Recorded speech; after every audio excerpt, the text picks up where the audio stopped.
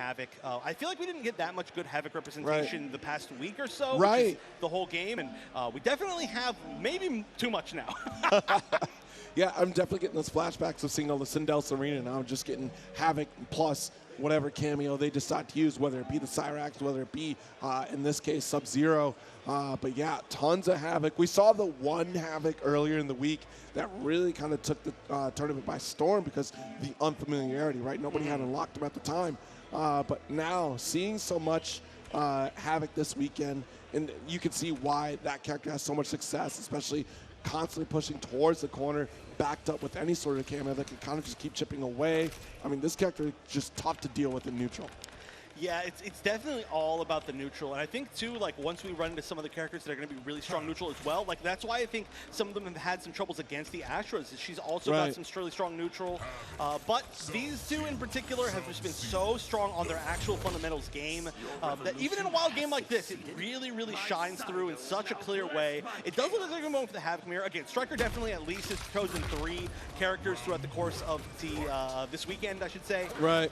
But this is looking like the go-to. I think the Havoc has won by far the most. I think Reptile's lost like every single game, which is unfortunate because Reptile's cool, but Havoc Mirror with sub, that's exactly what we saw in the winners finals, and that's exactly what we're seeing now, I think, again. Okay, locked in here, buttons are checked. This is it, our losers finals match before grand finals. Let's hear it, CEOTAKU 7, MK1. Do it for me because I can't do it. We got a huge crowd out here, by the way.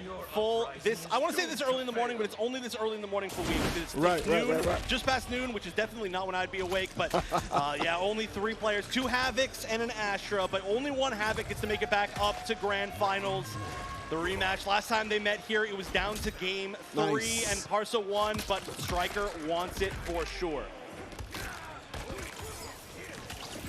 All right, armored up just in the nick of time, too, before that fireball hit, and the disjointed hurt box definitely going to come through. And you're rolling into a ball of goo. Tough.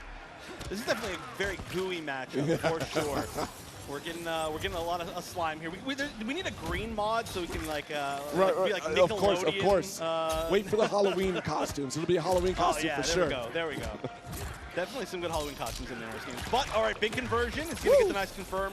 Yeah, a lot of meters saved. It seems like we're going to be seeing most meter saves for breakers this time around. Right. There's a chance for some like 2-bar blockable setups, but especially with the arm, there's some like weird ways that actually we're going to see it off the bat. So I was definitely wrong about that. But just getting the jump in and then using it for the full conversion, that's a good way to do it. Stryker starting off strong. Yeah, really good stuff here. Nice with the bound of the EX fireball, or goo ball, if you will. Going to have a little bit of extra cameo as well on that sub. Only 1 bar available of sub for Parsa. Wow, not going to even use it this round. That is just a great anti-air. Yeah, not only do you have to be good at like footsies, of course, in the fundamental game, but the anti-airs have been so on point for all these players. All right, the neck breaker. Nice toss out the trash. All right. Down 4. Just like a lot of patience. I like it. And again, not committing to any of the follow-ups off of back 2-2. There's a lot of respect here, especially since they both play Havoc. They know exactly what the mind game is, so it's kind of like another level of Yomi. And try to get the full follow-up with the 1-1-2. I like that because even though it whiffed, it was still plus. Yep. Right, we had the duck throw there. Early break. Good stuff here from Stryker. Yeah, I like the staggers going for the back dash to try to force PARSAHP to overextend to get a whip punish opportunity. I mean, Havoc, such a good character for whip punishing because of all of his normal forward advancing like that.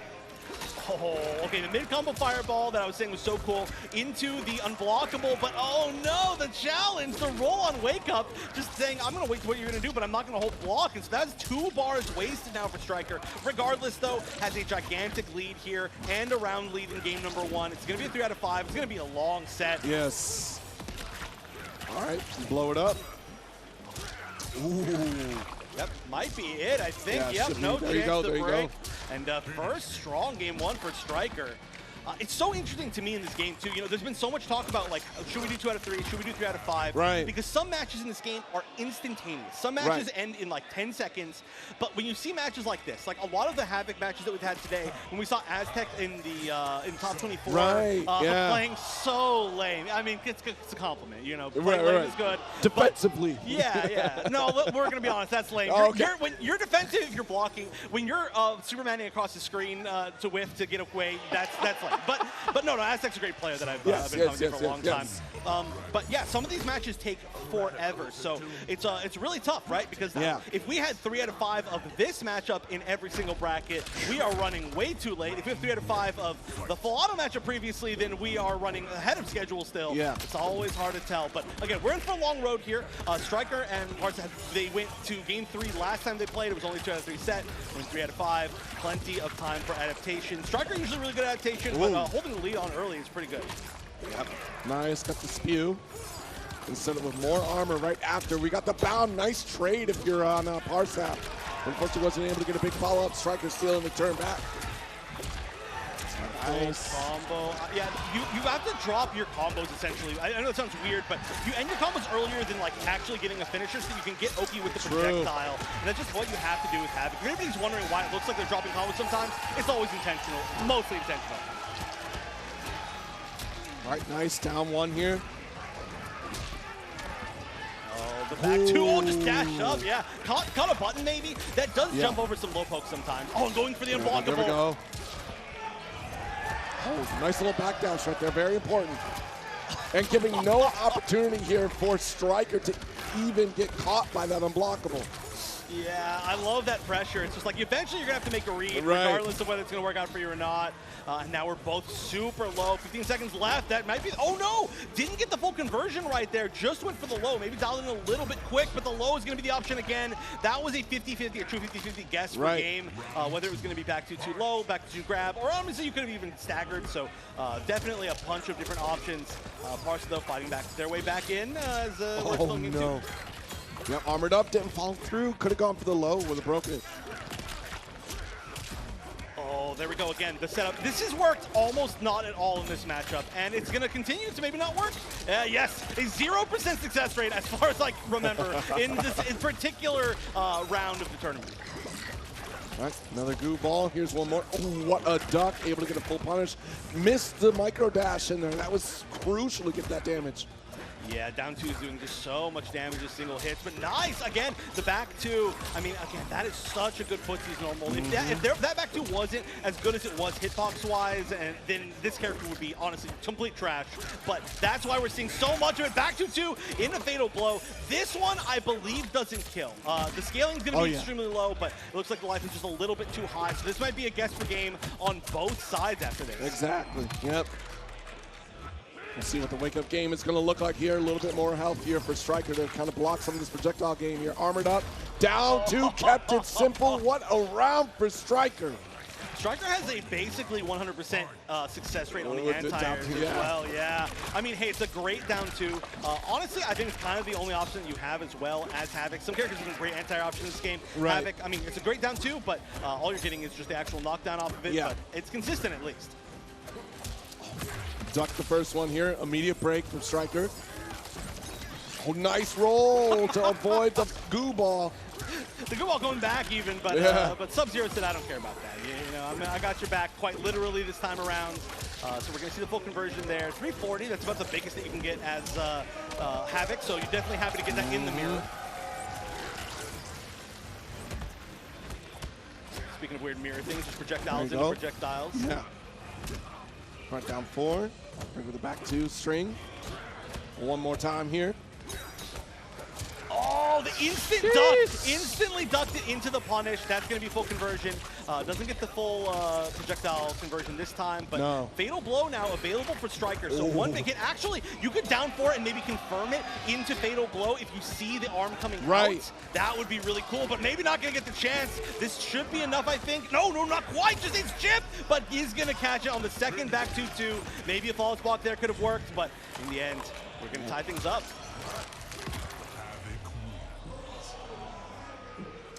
And we've got. A little bit of a technical difficulty. The in-house screen currently blacked out for folks at home. They're going to be taking care of that here before we advance. So this gives both players the opportunity to kind of recuperate their thoughts, think through their next neutral interactions, as it were.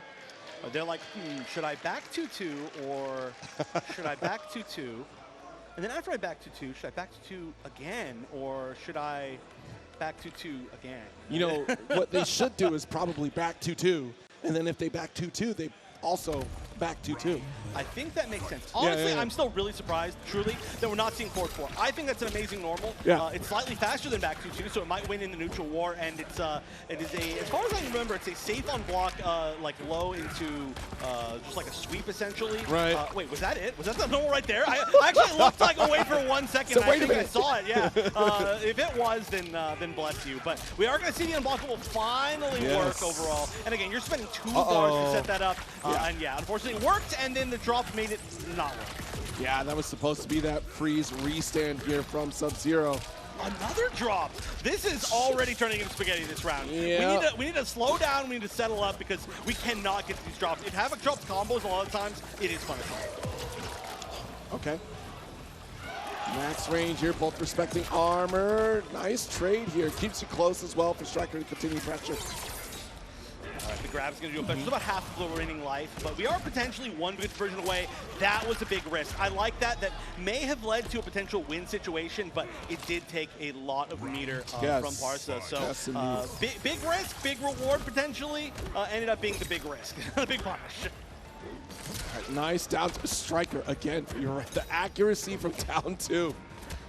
Controls the skies for sure. They are definitely unsafe. Oh, nice.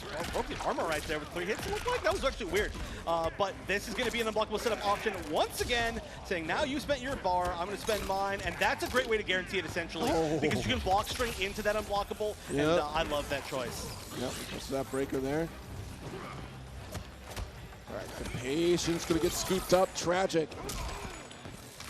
The grab, just doing a little bit of extra damage is really big right now, especially because, again, like I said, it's a very low damage game, right? Most of these hits and conversions are like just little bits like this. Like, you see the command grab, it does like I thought it was 110. 109 is a weird number, but doing 10 extra damage in a grab over the course of a 3 out of 5 game set, it adds up to be a lot.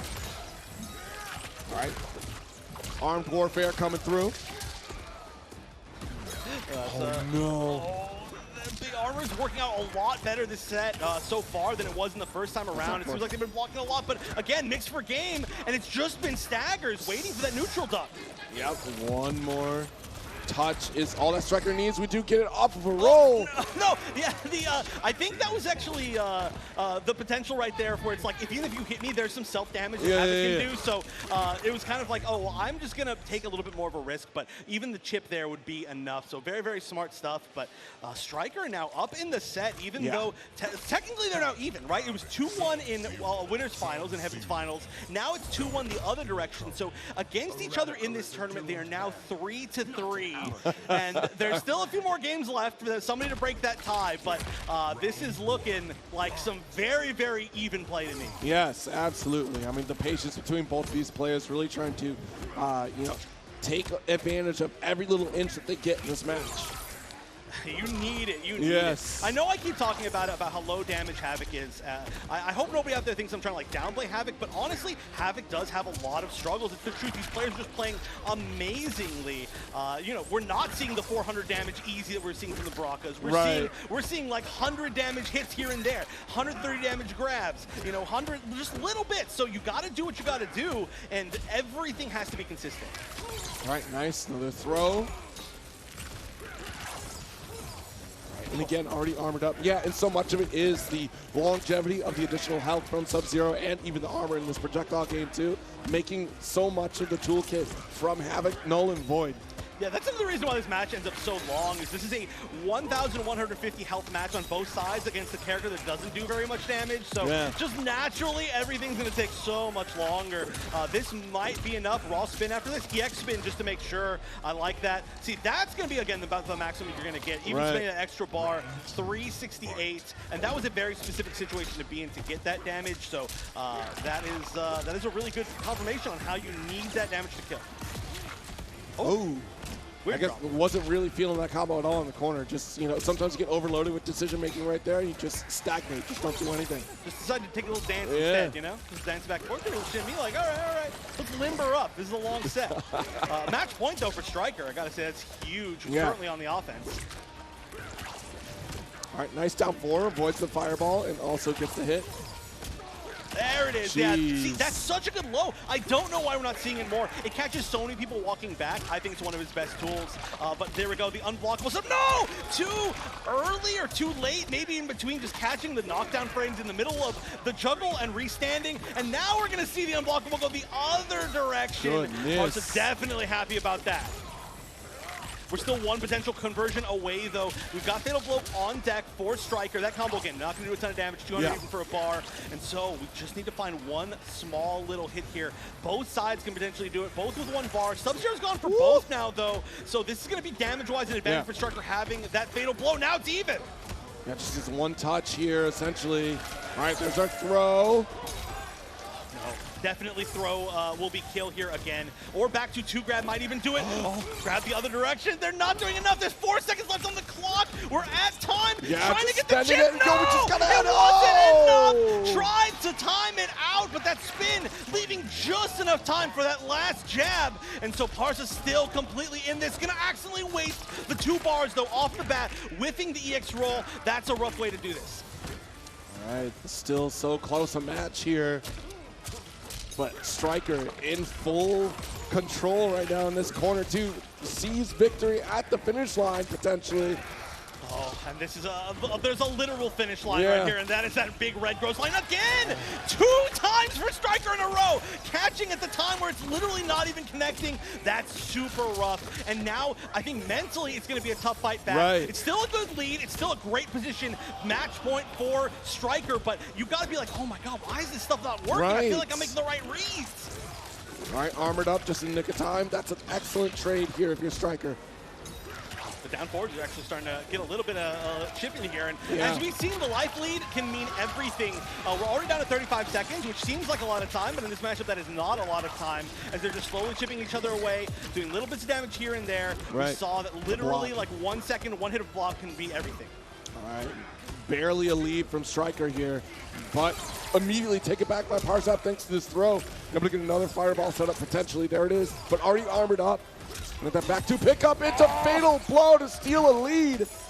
Oh, no, there was definitely an attempt to break. Oh, no, it couldn't break because Sub-Zero was out. That's why you weren't able to break that. Definitely, we see the little shake right there, like, why was my break not happening? But you cannot break while your cameo is on the screen. And now 1 hit away. Can Parsa avoid this chip? Flawless block is going to stay alive. Tried the roll, didn't make it. And that's going to be Stryker winning the run back, making it back up to the Grand Finals, the Ultima Finals. But yeah, I think right there, that was the explanation. Cameo was out, Sub-Zero was on screen, Breaker not available. Definitely a way to go. But again, that's a skill that's so heavily managed in games, you know, any sort of team game, any sort of versus game. And this is something we're all learning as time goes on. But a great play between 2 of the best Havoc players that we've ever seen. But it's going to be Stryker in a fresh matchup that's making it back up to the Grand Finals. Yeah, I mean, excellent showing too. And again, like, resource management is so